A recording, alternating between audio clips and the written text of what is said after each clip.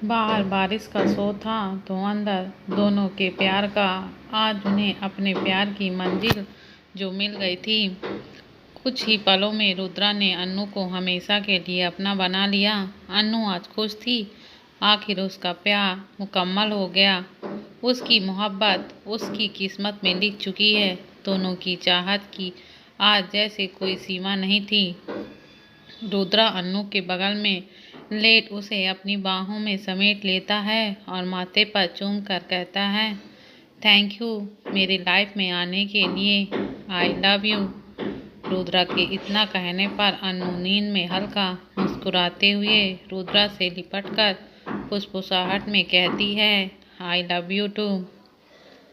रुद्रा उसकी बात सुन मुस्कुराते हुए उसके चेहरे की ओर देखता है तो अन्नू काफी क्यूटली उसकी बाहों में सो रही थी, जिसे देख रुद्रा उसके होंठों पर हल्का किस करते हुए उसे खुद के सीने पर लगा लेता है और अपनी आंखें बंद करके कुछ पलों में नींद के आगोश में चला जाता है। उनकी मोहब्बत में हर गम को दूर कर जिंदगी की नई शुरुआत की। आज उनके रिश्ते में चाहत, मान सम्मान और ढेर सारा प्यार था। सुबह का वक्त दिन चढ़ने को आया था, लेकिन अन्नू अब तक आराम और सुकून के साथ सो रही थी। काफी वक्त के बाद अन्नू की नींद कुछ उचक सी जाती है। वो बिना अपनी आंखें खोले नींद में ही अपनी बाहें फैलाते हुए अपने आसपास बेड पर हाथों से टटोलती है। जब उसे एहसास होता है कि उसके बगल में रुद्रा नहीं है तो वो झटके से आंखें खोल अपने आसपास देखती है और साथ ही कमरे में भी नजरें दौड़ाती है तो रुद्रा उसे कहीं नहीं दिखाई देता है। एक पल को तो अन्नू को कल रात हुई इजहार और प्यार के पल सब सपने जैसे लगने लगता है, पर जब वो खुद को बिना कपड़ों के चादर में लिपटी हुई देखती है और साथ ही अपने बदन पर रुद्रा के दिए हुई प्यार की निशानी पर नजर जाते हैं तो वो कल रात बीते पल याद कर कुछ शर्मा सी जाती है। बेड पर हल्का उठते हुए खुद को चादर से अच्छे से कवर किए सोचने लगती है कि रुद्रा इस वक्त कहाँ गया होगा। अन्नू इसी सोच में आसपास देख ही रही थी कि उसे कदमों की आहट सुनाई देती है तो अन्नू की नज़र खुद ब खुद दरवाजे की ओर बढ़ जाती है। दरवाजा खोलते हुए रुद्रा अपने हाथों में एक छोटी सी ब्रेकफास्ट की ट्रे लेकर अंदर आता है। दोनों की नज़रें आपस में टकराती हैं। अन्नू की नज़रें तो बस उस पर जैसे जम सी जाती हैं। रुद्रा ने इस वक्त सिर्फ ट्राउजर पहन रखा था और साथ ही उसके बाल अब भी गीले लग रहे थे, जो उसके माथे पर बिखर कर उसका नूर बढ़ा रहे थे। उसके ऐसे देख अन्नू के दिल में वापस से हलचल होने सी लगती है। रुद्रा भी अन्नू को जगा हुआ देख उसकी तरफ बढ़ जाता है और उसके पास आते हुए ट्रे साइड टेबल पर रख अन्नू के बगल में बैठ प्यार से उसके गालों पर हाथ रख उसके दूसरे गालों पर किस करते हुए काफी नरम टोन में कहता है, good morning wifey, I hope कल रात तुम्हें अच्छी नींद आई होगी। इतना बोल वो उसकी आंखों में एक अलग ही शरारत से देखने लगता है तो अन्नू को कल रात के पल याद आने लगते हैं, जिसे सोचने भर से उसके गाल टमाटर की तरह लाल हुए जा रहे थे। वो अब रुद्रा से नजरें भी नहीं मिला पा रही थी, इसलिए उसकी पलकें झुक से गईं। रुद्रा उसका यूं शर्माना देख एक पल फिर उसमें खोने लगा था। वो दोबारा उसके दूसरे गालों पर किस कर जैसे ही उसके होठों के करीब बढ़ने लगता है कि अन्नू शर्मा का रुद्रा के सीने से लग जाती है, जिसे देख रुद्रा के चेहरे पर एक मुस्कान छा जाती है। कुछ पलों में वो दोनों अलग होते हैं तो रुद्रा उसे कॉफी और साथ में ब्रेकफास्ट में सैंडविच पास करता है। अन्नू ये सब देख रुद्रा से सवाली निगाहों में देख पूछती है, ये सब आपने बनाया? रुद्रा बस धीरे से अपनी पलकें झपका देता है तो अन्नू को सच में हैरानी होती है, क्योंकि इन बीते महीनों में उसने कभी रुद्रा को किचन में नहीं देखा और साथ ही कभी ऐसा कुछ करता नहीं देखा। अन्नू उसका यूं सूट हस्बैंड चेहरा देख काफी खुश थी। वो खुशी से अपनी कॉफ़ी पीती है और साथ ही वो दोनों वैसे ही बेड पर ही ब्रेकफास्ट करते हैं। ब्रेकफास्ट के बाद अनु जैसे ही उठने को होती है कि रुद्रा उसे वापस बेड पर अपनी बाहों में खींच लेता है। ऐसे अचानक से खींचने पर वो सीधा उसके चेस्ट से लग जाती है। वो उड़ते हुए उसे देखती है तो रुद्रा उसे वापस अपनी बाहों में समेट काफ़ी प्यार से उसके माथे को चूम कर कहता है, तुम अब रेस्ट करो, कल रात की वजह से अब तक थकी हुई लग रही हो। उसकी बात सुन अनु कुछ शर्माते हुए कहती है, नहीं मैं ठीक हूँ, आप छोड़ें, मुझे जाने दें। रुद्रा उसे और टाइटली अपनी बाहों में जकड़ते हुए कहता है, कभी नहीं, ये कभी मत सोचना वाइफी कि तुम्हें मेरी बाहों से छूटने की आज़ादी मिलेगी। अनु उसकी बात सुन बेचारा सा मुँह बनाकर कहती है, लेकिन रुद्रा झट से उसकी बात काटते हुए कहता है, लेकिन कुछ नहीं वाइफी, तुम अभी बस रेस्ट करोगी। फिर कुछ सोचते हुए शरारत से उसकी आंखों में झांकते हुए कहता है, अगर तुम अब तक नहीं थकी तो हम कल वाली एक्टिविटी एक राउंड खेल सकते हैं। उसकी बात सुन अनु की तो आंखें चौड़ी हो गईं। वो आंखें बड़ी कर रुद्रा को देखती है तो रुद्रा काफ़ी सीरियस हुआ उसे देख रहा था। अनु झट से ना में सिर हिलाते हुए कहती है, नहीं नहीं, मुझे नींद आ रही है, गुड नाइट। इतना बोल वह जल्दी से अपनी आंखें बंद कर लेती है। कुछ पल में अनु थके होने के कारण रुद्रा की बाहों में ही वापस से सो गई। रुद्रा उसको सोता देख मुस्कुरा देता है और माथे पर चूम कर साइड में पड़ा अपना लैपटॉप लिए अपना काम करने में लग जाता है।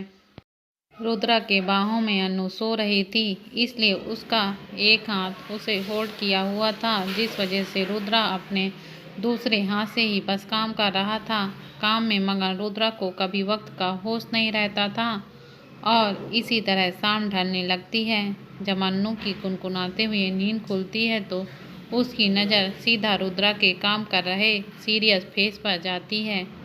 वो इतना हैंडसम और अट्रैक्टिव लग रहा था कि अनु उसे इंडोर करने की रोक नहीं पाई।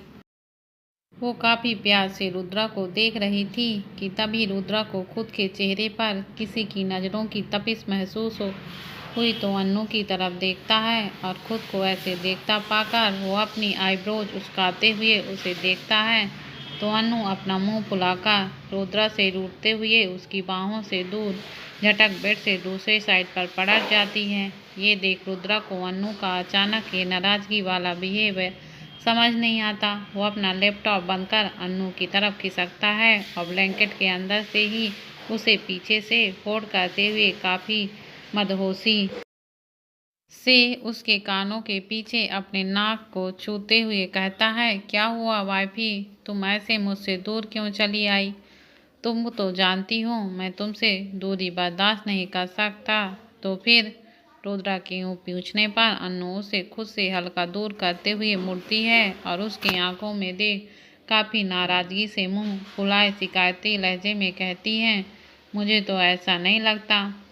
आपको ना शादी मुझसे नहीं बल्कि आपको अपने उस लैपटॉप से शादी करनी चाहिए थी, क्योंकि मुझसे ज़्यादा तो आपको इसी के साथ रहना पसंद है। तो छोड़े, मुझे जाने दें। इतना बोल अनु वापस से मुंह फुलाए अपना मुंह फेर लेती है। रुद्रा का तो अनु की बातें सुन भौहें चढ़ जाती हैं।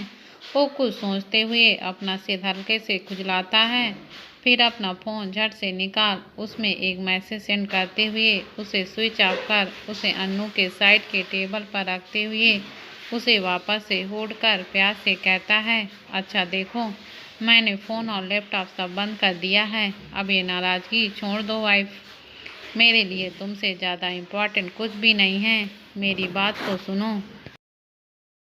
अनु उसकी बात सुन अपनी दबी हंसी रोकते हुए वैसे रूठे अंदाज में कहती है, आपको नहीं लगता आपको मुझसे एपोलॉजी मांगनी चाहिए? एपोलॉजी शब्द सुन रुद्रा की एक आईब्रोज उचक गई। वो उस शब्द को दोहराते हुए कहता है, बोल कुछ सोच। झटके से अनु को अपनी तरफ करता है और उसके हाथों को कसकर जकड़ते हुए उसे बेड पर पुश करता है और साथ ही उसके आंखों में शरारत से झांकते हुए काफ़ी से स्वस्थ आवाज में कहता है, मुझे नहीं पता था कि तुम्हें मेरे एपोलॉजी मांगने का तरीका इतना पसंद है वाइफ। अन्नू के चेहरे के करीब बढ़ते हुए कि तुम अब रूठने के बहाने ढूंढोगी। उसकी आंखों में भर शरारत को देख अन्नू की आंखें शर्म से झुक गईं। वो दबी हुई मदहोशी भरी आवाज में कहती है, मुझे तो आपकी हर चीज़ पसंद है। उसकी बात सुन और साथ ही उसके शर्म से लाल पड़े चेहरा देख रुद्रा का दिल में एक बार फिर से हलचल सी मचने लगी। वो उसके चेहरे के बिल्कुल करीब पहुंचते हुए काफ़ी कशिश भरी आवाज़ में कहता है, then be ready for my love. इतना बोल रुद्रा उसके होंठों पर झटके से अपने होंठ रखते हुए उस पर अपना कब्जा सा कर लेता है। अन्नू की आंखें एक पल उसके अचानक से किस करने पर उड़ जाती हैं, लेकिन रुद्रा के पैशन और मदहोश करने वाले एहसास में जीकर अन्नू खुद को डूबने से रोक नहीं पाती और खुद ब खुद डूब रुद्रा का साथ देने लगती है। दोनों काफ़ी वक्त तक यूं ही एक दूसरे में लीन रहते हैं और एक दूसरे का बनकर काफ़ी वक्त तक रुद्रा अन्नू को परेशान करता है। इतना कि अब अन्नू में बिल्कुल जान नहीं बची थी। वो थक कर बेड पर लेट जाती है। रुद्रा प्यार से उसके माथे को सहलाता हुआ उसके माथे पर हौले से किस कर तभी उसकी नज़र उसके बदन पर जाती है, जिसे देखकर वो उसे अपनी बाहों में उठा लेता है और अपनी बाहों में ही बाथरूम में ले जाता है और शावर के नीचे खड़ा होकर अन्नू के शरीर को खुद ही काफ़ी नरमी से साफ करता है। उसकी नज़र बार बार अन्नू के गोरे शरीर पर पड़े उसके प्यार से ज़्यादा बेरहमी के निशान देख रुद्रा को काफ़ी बुरा लगता है, क्योंकि वो जोश में हर बार अन्नू को काफ़ी ज़्यादा हर्ट करता है, जो वो सपने भी नहीं चाहता था। वो सारे निशान रुद्रा को काफ़ी गिल्टी फील करा रहे थे। वो काफ़ी ध्यान से एक निशानी को साफ करता जो अब गुलाबी से बैंगनी रंगत के में ढलते हुए जा रहे थे। उसने अन्नू को इतना थका दिया था कि बेचारी अब खुद के लिए भी ताकत नहीं बची थी। वो अधखुली आंखों से रुद्रा को खुद की केयर करता देख मुस्कुरा रही थी। कहीं न कहीं उसे ये पल बिल्कुल उसके सपने जैसा लग रहा था। रुद्रा उसे अच्छे से नहलाकर कुछ देर में बाथरूम से बाहर ले जाता है और बेड पर उसे वापस सुला देता है और उसे अच्छे से कवर करता हुआ वो जैसे ही जाने को होता है कि अन्नू उसके हाथों की उंगलियों में अपनी उंगलियां फांसकर उससे ना में हल्के नींद में इशारा करती है। ये देख रुद्रा वापस से उसके अपनी बाहों में समेट उसके पास लेट जाता है। रुद्रा काफ़ी खामोश सा उसके माथे को सहलाता रहता है कि तभी अन्नू को उसके छुअन से काफ़ी कुछ महसूस होता है। वो झटके से अपना सिर उठाकर उसके चेहरे को देखने लगती है। अन्नू को यूं अचानक खुद को देखता पाकर रुद्रा सवाली निगाहों से उसके गालों को अपनी उंगलियों से पीछे साइड के छूते हुए काफ़ी प्यार से कहता है, क्या हुआ वाइफ, तुम उठ क्यों गई? अन्नू उसके एहसासों को महसूस कर अपना हाथ उसके गालों में रख प्यार से उसे देखते हुए अपने करीब कर पूछती है, ये सवाल तो मुझे आपसे पूछना चाहिए। आपको क्या हुआ है अचानक से? कुछ पल पहले तो सब ठीक था, तो फिर? ये सुन तो रुद्रा आश्चर्य से उसे देखता है कि आखिर उसके दिल की बेचैनी अन्नू को कैसे पता चली, क्योंकि कोई भी उसके चेहरे को देखकर उसमें छुपे एहसास नहीं समझ सकता था। तो फिर आज अन्नू ने कैसे समझ लिया? हैरानी से उसे देखते हुए कहता है, तुम्हें कैसे पता कि कुछ हुआ है? अन्नू मुस्कुराते हुए उसके दिल पर हाथ रख और साथ उसके हाथों को अपने दूसरे हाथों में थाम प्यार से चूमते हुए कहती है, आपके एहसास से जिसकी खबर मुझे आपसे ज़्यादा है, अब ये बताइए क्या हुआ है? रुद्रा उसकी बात सुन बड़ी मासूमियत से कहता है, मुझे माफ़ करना वाइफ, जोश में मैंने तुम्हें काफ़ी हर्ट किया है और तुमने मुझे रोका भी नहीं। ये बोलते हुए रुद्रा उसके गालों पर दिए गए निशानों को प्यार से छूता है। अन्नू उसकी शक्ल देखकर साथ ही उसकी बातें सुन खिलखिलाकर हंस देती है। उसकी अचानक हुई हंसी देख रुद्रा कंफ्यूज सा उसे देखता है तो अन्नू हंसते हुए कहती है, पता है अभी अगर किसी ने आपकी बात सुन ली तो आश्चर्य से उसे 10 बार हार्ट अटैक आएगा। रुद्रा सोचने वाले अंदाज में उसे देखता है तो अन्नू अपनी हंसी कंट्रोल करते हुए कहती है, कोई कहेगा ये वही Asia king number 1 business tycoon Rudra Raj Chauhan है, जो इस छोटी सी बात के लिए अपनी वाइफ को सॉरी बोल रहा है और इतना मासूम बने अपनी वाइफ को अपनी गलती मान रहा हो, जिसके लिए गलती जैसे शब्द ही ना के बराबर हो। आपको देखकर कोई मान ही नहीं सकता कि इतनी सॉफ्ट बातें आपसे किसको सुनने को मिलेंगी। इतना बोल अन्नू खिलखिलाकर दोबारा से हंस देती है तो रुद्रा बस उसे देखते ही रह जाता है। अन्नू चाहे उसके मजाक बना ही क्यों ना हंस रही हो, लेकिन इस वक्त रुद्रा उसकी हंसी से खिला चेहरे की इंडोर करना सबसे ज्यादा सुकून था। रुद्रा झटके से अन्नू को अपने तरफ खींचता हुआ उसे आंखों में देखकर काफी प्यार से कहता है, किसी और का तो मुझे नहीं पता, लेकिन ये फीलिंग, ये एहसास सिर्फ तुम्हारे लिए है। मैं महसूस किया है वाइफ, एक छोटी सी खरोंच भी मेरे लिए बहुत बड़ी है अगर वो तुमसे जुड़ी हो। मैं सपने में भी नहीं चाहता कि कभी इन आंखों में अब कभी आंसू की बूंद आए। अन्नू का प्यार उसकी आंखों में देख आगे बढ़ उसके होठों पर काफी नरमी से चूमते हुए कहती है, आई लव यू। मुझे आपका दिया हुआ प्यार में दर्द की भी कबूल है। इतना बोल वो दोबारा उसके होठों पर काफी शिद्दत से चूम लेती है। तो अब रुद्रा कहाँ रुकने वाला था। अन्नू के एहसास ही काफी था रुद्रा को दोबारा बावला बनाने के लिए। रुद्रा खुद को रोकना चाहता भी तो अन्नू उसे अपने प्यार से इस कदर डुबा दिया कि वो दोनों सब कुछ एक पल फिर भूल कर एक दूसरे में समा से गए। दोनों ने ऐसे ही काफी सारे प्यार के पल एक दूसरे की बाहों में बिताए। अन्नू तो रुद्रा के साथ तो अपनी मोहब्बत में सातवें आसमान में जी रही थी। वो हर पल को यूं जी रही थी जैसे वो जिसकी जिंदगी की सबसे कीमती पल थे। 2 दिन बाद वो लोग अपने प्यार की दुनिया से बाहर घर लौटे। आने से पहला रुद्रा ने अन्नू को बताया कि ये सीक्रेट घर उसका है, जिसका पता आज तक सिर्फ 2 लोगों का था, एक जिगर और दूसरा रुद्रा। लेकिन अब अन्नू भी इस चीज का हिस्सा थी। रुद्रा ने कभी कुछ अन्नू को बताया था इस घर से जुड़ी बातों के बारे में। अन्नू को तो जैसे लगा कि रुद्रा को एक और करीब से जी रही है। रुद्रा खुद ड्राइव करके घर लौट रहा था, तभी फोन ऑन होने पर उसे चमन के इम्पोर्टेंट मैसेज आने पर ऑफिस जाना पड़ रहा था। रुद्रा सबसे पहले अन्नू को घर छोड़ उसके बाद ऑफिस जाने का सोचा। कार करीब दोपहर के 1 बजे के करीब चौहान मेंशन के आगे रुकती है।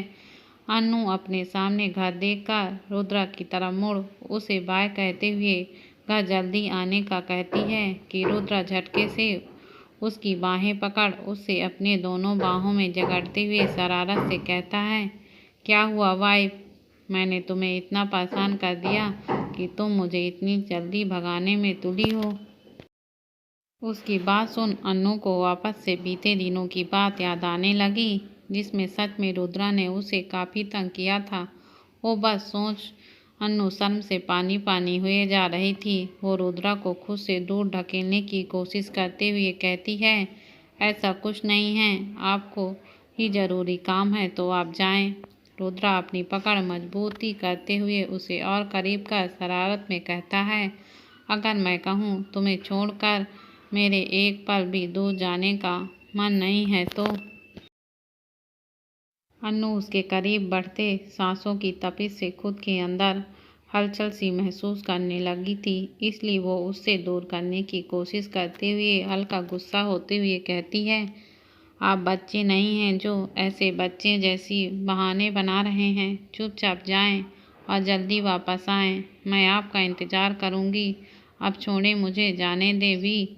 रुद्राना में सिललाते हुए कहता है, नहीं, पहले मुझे गुड बाय किस चाहिए। अन्नू उसकी बात सुन उसे अजीब नज़रों से देखती हुई घूरती है तो रुद्र प्यार से कहता है, वाइफ।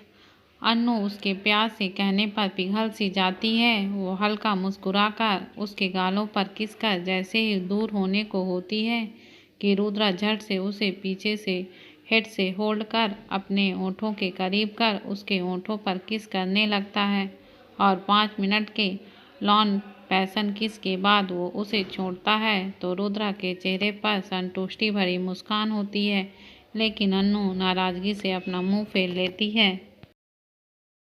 रुद्रा जानता था कि अन्नू उसके ऐसा करने पर नाराज होगी, क्योंकि उसने उसे इतना तंग किया था कि बेचारी अन्नू की पूरी बॉडी में पेन हो रहा था और साथ ही उसे सीट पर बैठने में भी काफ़ी प्रॉब्लम हो रही थी। लेकिन अब रुद्रा अपनी शरारत से बाज कहाँ आने वाला था।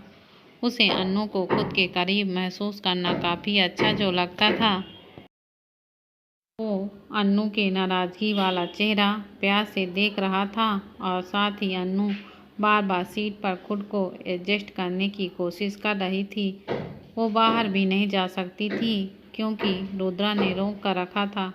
रुद्रा 2 पल उसे ऐसे देखने के बाद उसकी बाँह पकड़ अपनी तरफ हल्का खींचता है और काफ़ी शिद्दत से उसके माथे को चूम उसके गालों पर अपनी उंगलियों से प्यार से सहलाते हुए कहता है, अब रेस्ट करोगे वाइफ? आई प्रॉमिस मैं तुम्हें अब तंग नहीं करूँगा। Take care.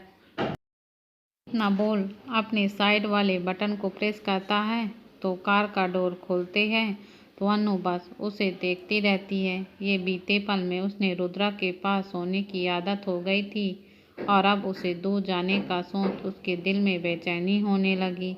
वो आगे बढ़ रुद्रा को गले से लगा कर कहती है, जल्दी आइएगा, मैं आपका इंतज़ार करूँगी। इतना बोल वो झट से कार से निकल जाती है तो सामने ही दरवाजे के पास जिगर खड़ा होता है। अन्नू को देखकर वो सिर झुकाकर ग्रीट करता है तो अन्नू अपना सिर हिलाकर एक बार पीछे मुड़ रुद्रा को देख बाय कहते हुए घर के अंदर चली जाती है। रुद्रा जिगर को देख उसे बैठने का इशारा करता है तो जिगर चुपचाप बैठ जाता है। रुद्रा अपने आँखों में सनग्लास लगाकर कार को वापस से तेज रफ्तार में भगाते हुए सड़कों पर दौड़ा देता है। इस वक्त रुद्रा के एक्सप्रेशन कुछ पल अन्नू के साथ वाले से बिल्कुल मिल नहीं रहे थे। वो फिर से एक खामोश बना एक रहस्य शान बन गया था जिसके चेहरे पर कोई भाव नहीं थे। जिगर रुद्रा को बिना देखते काफ़ी शांत लहजे में कहता है, बॉस कैसे हैं? ये सुन रुद्रा के चेहरे पर एक डेविल भाव आ जाते हैं। अनु और रुद्रा अपने प्यार के मंजिल पा चुके थे, अपने ज़िंदगी में काफ़ी खुश थे। उनकी लाइफ में अब सिर्फ प्यार ही प्यार था, एक दूसरे का।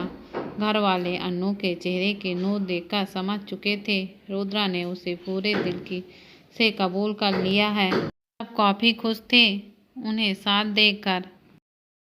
रुद्रा अब काम के साथ साथ घर में भी सबके साथ समय बिताने लगा। अब जाकर उससे एहसास हुआ कि उसने अपने लाइफ में इतने वक्त क्या कमी मिस किया था। Family and love. फैमिली तो थी उसके पास लेकिन वक्त नहीं, और प्यार तो वो अन्नू से ही था उसके लाइफ में। ऐसे ही हंसी खुशी के दिन बीत रहे थे कि एक दिन तनिष और रोहन कहीं बाहर मॉल में कुछ लेने गए हुए थे और उन्होंने घूम ही रहे थे कि अचानक से रोहन लापता सा हो जाता है। तनिष एकदम से घबरा जाता है। रोहन को बहुत ढूंढने के बाद भी रोहन उसे कहीं आसपास दिखाई नहीं देता। तनिष काफ़ी रोहन को ऊपर तो कभी नीचे सभी जगह देख लिया था। जब रोहन उसे नहीं मिलता तो वह बाहर आया। बाहर भी उसने रोहन को ढूंढना चालू किया। जब रोहन उसे कहीं नहीं मिला तो वह पूरी तरह एकदम से घबरा गया। वह इतना घबराया हुआ था कि उसे कुछ सूझ ही नहीं रहा था कि वह क्या करे। कुछ देर तक ऐसे रहने के बाद उसने अपने मन को शांत किया और फिर अपना फ़ोन निकालकर रुद्रा को कॉल किया। उसने रुद्रा ने भी तनिष का नंबर देख तुरंत कॉल को रिसीव किया। तनिष ने हड़बड़ाहट आते हुए रुद्रा को रोहन के लापता होने की खबर बता दी।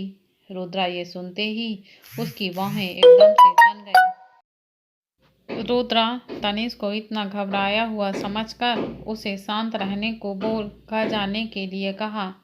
तनीष रुद्रा की बात सुनकर हाँ किया, क्योंकि वह इतना ज़्यादा घबराया हुआ था कि उसके मुंह से कुछ शब्द ही नहीं निकल रहे थे। और तभी रुद्रा ने फ़ोन काट दिया और अपनी आंखें बंद कर ली। उसका दिल एकदम से घबरा रहा था कि रोहन कहाँ गया होगा। उसने अपने आप को तुरंत शांत करके जिगर को कॉल किया। जिगर ने रुद्रा का कॉल देखकर तुरंत अपना फ़ोन रिसीव किया।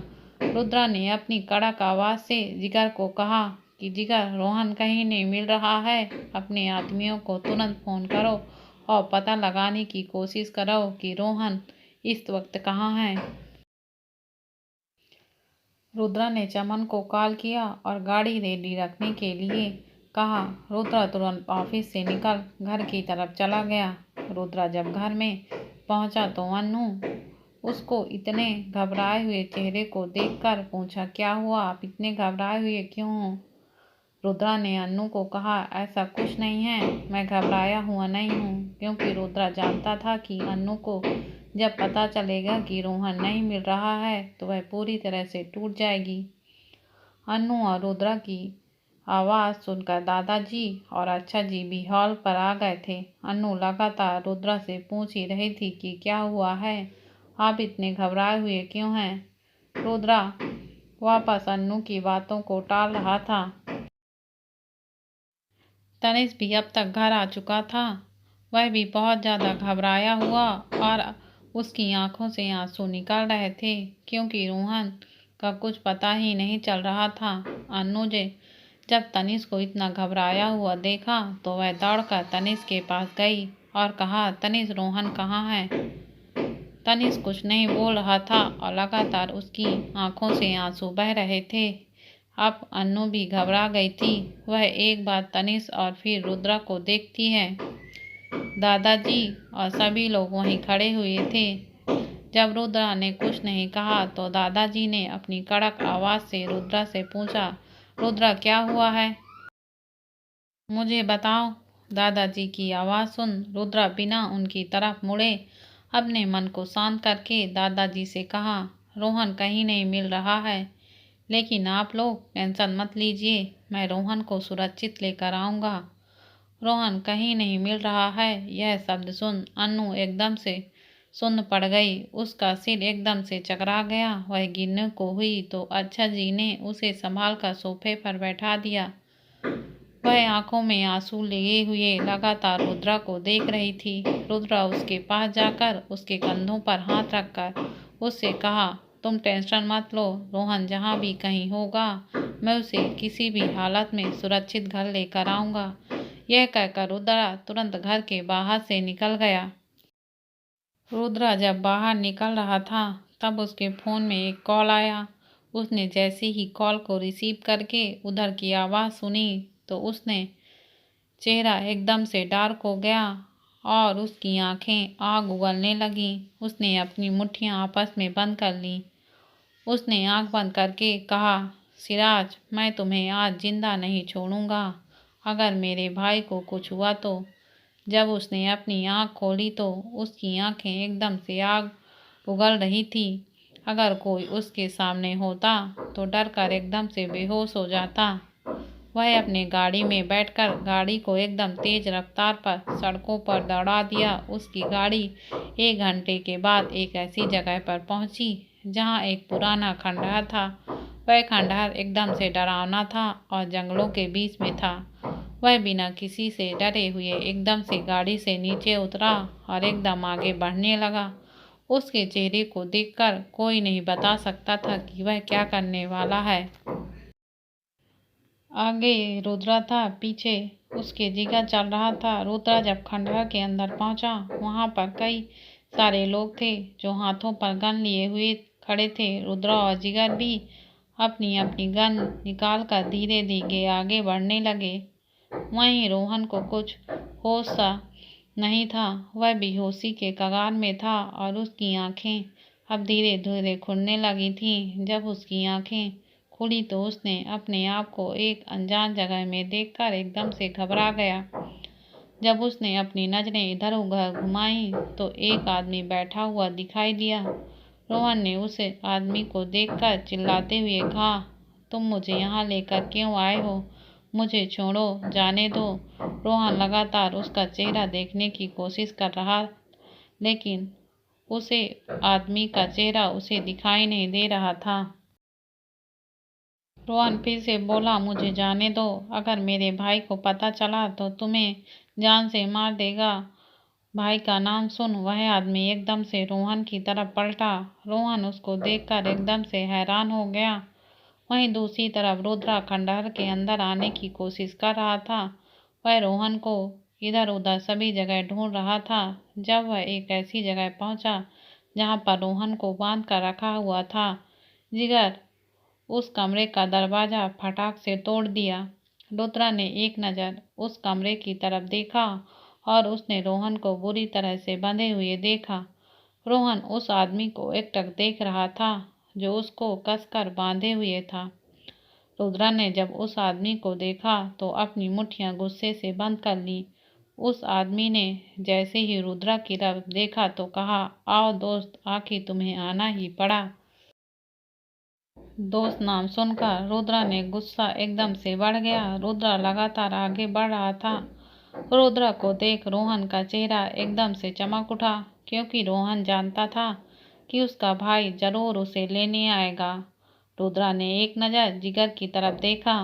जिगर रुद्रा का इशारा समझकर रोहन की तरफ जैसे ही बढ़ने लगा तो उसे आदमी ने चिल्लाकर कहा, रुको, तुम इसे ऐसे लेकर नहीं जा सकते।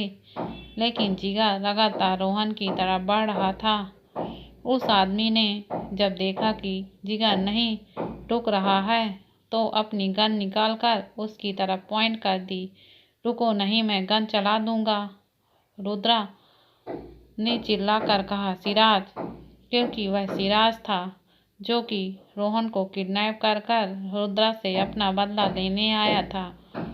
उसने उसके बिजनेस को बहुत नुकसान पहुंचाने की कोशिश की थी, लेकिन वह ऐसा कर नहीं पाया तो उसने फैमिली अटैक करने के बारे में सोचा। रुद्रा ने उसकी तरफ देखकर कहा, बदला लेना है तो तुम मुझसे लो, मेरे भाई को नहीं। तुम मुझसे नहीं जीत पाए तो मेरे फैमिली को टारगेट करने लगे। तब सिराज ने चिल्लाकर कहा, हाँ मैंने किया है, क्योंकि तुम हमेशा से ही हर काम में आगे रहते थे, चाहे बिजनेस हो, चाहे फैमिली हो, चाहे और कुछ हो। क्योंकि मैं जो हासिल करना चाहता था वह तुमने सब हासिल कर लिया और मैं हमेशा तुम्हारे आसपास ही भटकता रहा, तुम्हें बर्बाद करने के लिए। अब मुझसे बर्दाश्त नहीं हो रहा। तब रुद्रा ने चिल्लाकर कहा, हासिल करना है तो अपने दम पर करो। इधर जिगर ने रोहन को रस्सियों से खोलकर आजाद कर लिया था। जैसे ही सिराज ने देखा कि रोहन छूट गया है तो उसने अपनी गन रोहन की तरफ जल्दी से मोड़ ली और रोहन की तरफ चला दी। यह देख रुद्रा एकदम से रोहन को चिल्लाया। रोहन, जिगर की नज़र जब उसमें पड़ी तो रोहन को धक्का देते हुए एक साइड किया, लेकिन गोली तब तक चल चुकी थी। गोली जाकर सीधा जिगर के लेफ्ट हैंड में लगी थी, क्योंकि जिगर ने रोहन को धक्का दे दिया था। यह देखकर रुद्रा एकदम से भड़क गया और उसने सिराज को गुस्से से चिल्लाते हुए कहा, सिराज, मैं तुम्हें आज जिंदा नहीं छोड़ूंगा। सिराज रुद्रा की आवाज़ सुनकर अपनी गन एकदम से रुद्रा की तरफ मोड़ दी। रोहन पहले से ही इतना घबराया हुआ था, यह देखकर वह और भी ज्यादा घबरा गया। वह चिल्लाते हुए कहा, भाई। रुद्रा एकदम से शांत खड़ा हुआ था। रोहन के ऐसा चिल्लाने पर बाहर खड़े हुए बॉडीगार्ड एकदम से अंदर आ चुके थे और सिराज को चारों तरफ से घेर लिया था। तभी रुद्रा भी चलकर जिगर के पास आया और उसको उठाकर रोहन को अपने गले लगाकर उसको शांत करने की कोशिश करने लगा। उसने जिगर और रोहन को लेकर बाहर की तरफ जाने लगा। तभी सिराज फिर से जोर से चिल्लाया, रुद्रा, मैं तुझे छोड़ूंगा नहीं। यह सुनकर रुद्रा एक नज़र गुस्से से सिराज की ओर देखा और अपने बॉडीगार्ड्स को कुछ इशारा किया। बॉडीगार्ड्स उसका इशारा समझ गए। रुद्रा सीधे रोहन और जिगर को लेकर बाहर आया। जिगर को दूसरी गाड़ी में बैठाकर चमन को उसे अस्पताल ले जाने को कहा, क्योंकि चमन भी अब तक वहां पहुंच चुका था। चमन जिगर को लेकर अस्पताल की ओर चला गया। जब जिगर चला गया तो रुद्रा ने रोहन को कसकर अपने सीने से लगा लिया और अपनी आंखें बंद कर ली। रोहन ने भी कसकर अपने भाई को गले से लगाया हुआ था। रुद्रा अपने मन ही मन सोच रहा था कि अगर तुझे कुछ हो जाता तो मैं अन्नू को क्या कहता। कुछ देर तक ऐसे ही दोनों भाई आपस में गले लगे हुए थे। फिर रुद्रा ने धीरे से रोहन को अलग किया और गाड़ी में बैठाकर घर की तरफ चला गया।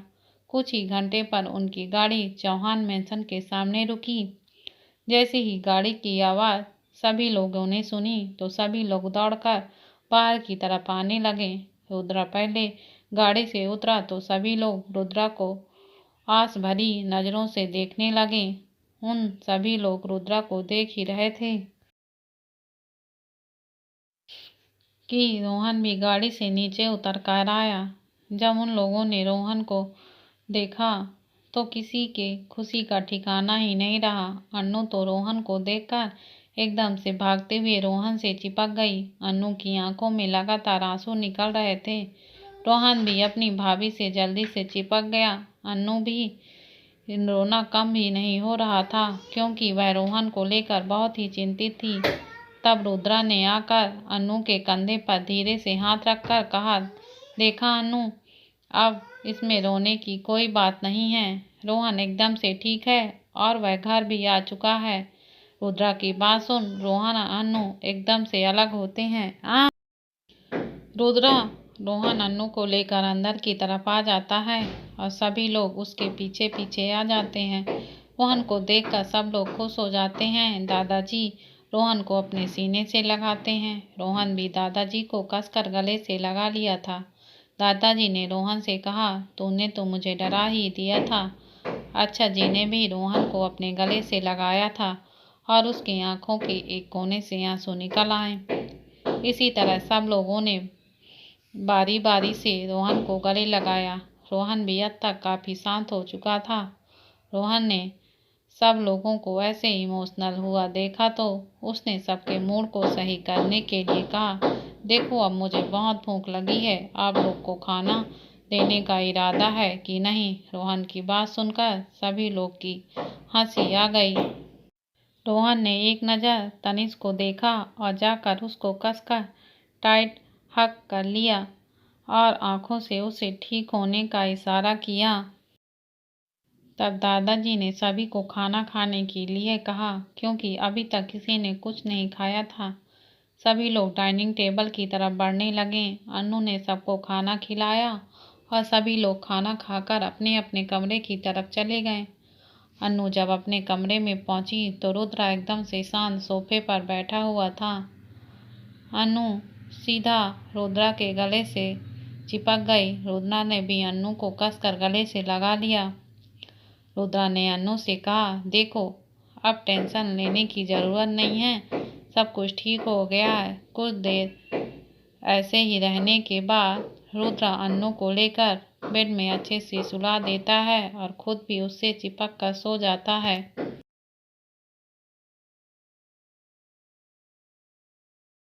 सुबह के वक्त सुबह अन्नू जल्दी से नहा धोकर नीचे आती है और सबके लिए नाश्ता तैयार करती है। सभी लोग नाश्ते की टेबल पर आ जाते हैं और नाश्ता करते हैं। सभी लोग बहुत खुश थे। सभी लोगों को सब कुछ मिल चुका था। सभी लोग अपनी अपनी जिंदगी जी रहे थे। रुद्रा और अन्नू भी अपनी जिंदगी को आगे बढ़ा चुके थे। 2 साल बाद एक 2 साल की लड़की पूरे घर के लोगों को अपने आगे पीछे घुमा रही थी। दादाजी पकड़िए, मुझे पकड़िए, मुझे कहकर चिल्ला रही थी। उसकी तोतली बातें सुन सभी लोग खुश हो रहे थे। दादाजी भी अपनी परपोती को देख फूले नहीं समा रहे थे। तभी रूहिका की फिर से आवाज आती है, दादाजी पकड़िए मुझे। अच्छा जी उसे पकड़ पकड़ कर थक चुके थे। अन्नू यह सब देख देख कर मुस्कुरा रही थी। अब तक रुद्रा और रोहन भी अपने ऑफिस से आ चुके थे। रूहिका जब अपने पापा को देखा तो पापा पापा कहकर उनके पैरों से लिपट गई। रुद्रा ने उसको तुरंत अपनी गोद में उठा लिया। रूहिका ने रोहन को भी देखा तो चाचू चाचू चिल्लाकर तुरंत गोद से उतरकर रोहन के पास भागकर उसके पास आ गई। रोहन ने भी तुरंत उसकी गोद से उठाकर चारों तरफ घुमाने लगा। सभी लोग रूहिका को पाकर एकदम से खुश थे। रूहिका सबकी लाडली थी। अन्नू रुद्रा का परिवार पूरा हो चुका था। एक ऐसे रिश्ता बन चुका था जिसको तोड़ना अब नामुमकिन हो चुका था। रोहन भी रुद्रा के साथ ऑफिस जाने लगा था। रुद्रा ने मायरा और सिराज को भी अपनी अपनी जगह पहुंचा दिया था। अब उसे किसी चीज की भी टेंशन नहीं थी। वहीं तनिष्क को उसकी लैला अभी तक नहीं मिली थी। अभिनव और सूरज भी अपनी अपनी जिंदगी में सेटल हो चुके थे। रोहन को अभी इन सब चीजों से कोई लेना देना ही नहीं था। इसी तरह सब लोग अपने अपनी जिंदगी में खुश थे। यह रिश्तों की डोर एक ऐसे मजबूत धागों पर पिरोई गई थी जो अब किसी के भी टूटने से टूटने वाली नहीं थी। दोस्तों, यह कहानी आप लोगों को कैसी लगी जरूर बताइएगा।